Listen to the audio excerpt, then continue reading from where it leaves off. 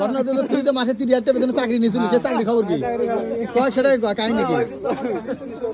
হ্যাঁ এরা বগুড়া জমি কিনবো, আমার কাছে গেছে জমির দলিল খরচ কত না কাহিনী এখানে বসো, তুমি বসো বসো তুমি বসো বসো বসো তুমি বসো, আমি বসা তুই 60 কেজি সিরিয়াল দেবো, তুই বয় রে বয় হয় না এই কথা কোথায় কি মান তুই বয় রে বয়। আচ্ছা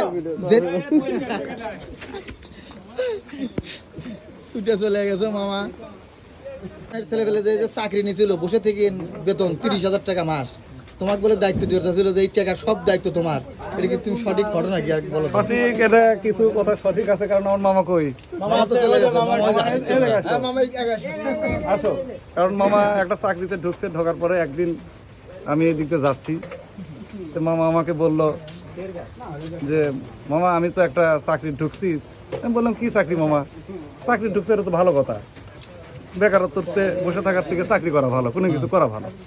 তো আমাকে হচ্ছে মামা আমার তো একটু পড়াশোনা কম, তো আমাকে একটু তুমি পড়াশোনা করাও। পড়াশোনা করা যাই হোক, একজন মানুষ সে যদি শিক্ষা অর্জন করতে চায়, তার অজ্ঞানতা যদি সে দূর করতে চায়, এটা তো আমার কর্তব্য। তো আমি তখন বললাম যে আচ্ছা মামা তুমি কি পড়াশোনা শিখবে?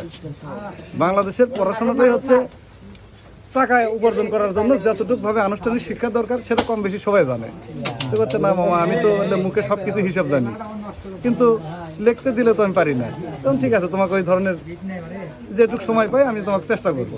তো হচ্ছে মামা তাহলে তুমি আর পর থেকে আমার অ্যাসিস্ট্যান্ট। তো বললাম যে আমার কাজটা কি? আমার সাথে থাকতে। ও এতে বেতনের কথা, বেতন মোটামুটি আমাকে 28,000 টাকা দেওয়া। 28,000 তাহলে ওর বেতন কত?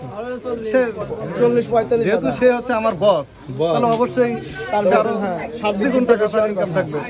আমি বললাম আচ্ছা মামা তাহলে আমার কাজটা কি? কাজ না জানে তো তোমার সাথে থাকা যাবে না, আমার সাথে সাথে থাকবে। তো 2-1 জায়গাতে হচ্ছে কথা বলার লাগলে তুমি সেটা কথা বলবে, আর একটু হিসাবটা তুমি লিখে দিবে। তাহলে আমি এই চাকরি তো আমি খুঁজছি, সুখের চাকরি। হ্যাঁ সুখের চাকরি, বসের সাথে থাকা, কোনো কাজ নাই, খালি লিখতে বললে লিখবো, চুপ করে থাকতে বললে চুপ করবো। সাথে একটু ঘোরা, হ্যাঁ সাথে কেন বস আছে? বস এখন শুনি বস হচ্ছে সবকিছু মারা খায় বসে আছে। শেষ পর্যায়ের ঘটনা এটা। এর শেষ পর্যায়ে কত হারা এখন? 28,000 30,000 টাকা দিছিলাম আমার না।